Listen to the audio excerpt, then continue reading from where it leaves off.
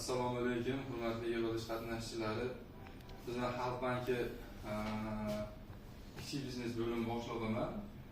Xo'p, hozirgi kunda Xalq bankida ham aholini tadbirkorlikka jalb qilish bo'yicha, aholining daromadliligini oshirish bo'yicha hamda shu bo'sh ishchi o'rinlarini ish bilan band qilish bo'yicha keng qamrovli ishlar olib borilmoqda va bunga shu kredit mahsulotlarimiz chiqqan.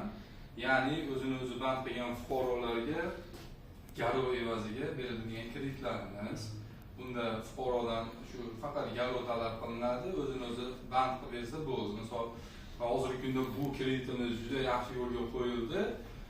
Bu bilan ham foizi kam, boshqa banklarga nisbatan shu bilan shu aholi fuqarolar o'zini biznesga birinchi qadamni qo'ymoqda. Misol 100 milliongacha beriladi bu kreditimiz. Yana agar oldin oilaviy tadbirkorlikdan kredit olib, imtiyozli kredit olib, yaxshi yopgan mijozlarimizga ham yaxshi kreditlarimiz bor. 50 milliongacha garovsiz kreditimiz bor. Bu ham hozir respublika miqyosida yaxshi yo'lga qo'yildi, ko'p fuqarolar foydalanyapti. Xo'p, sizlarga qani savollar bo'lsa, nimalar bo'lsa, bemalol murojaat qilib bankka borishlaring mumkin. Agar mahsulotlarimiz yoqsa, foydalaninglar, tadbirkor bo'linglar.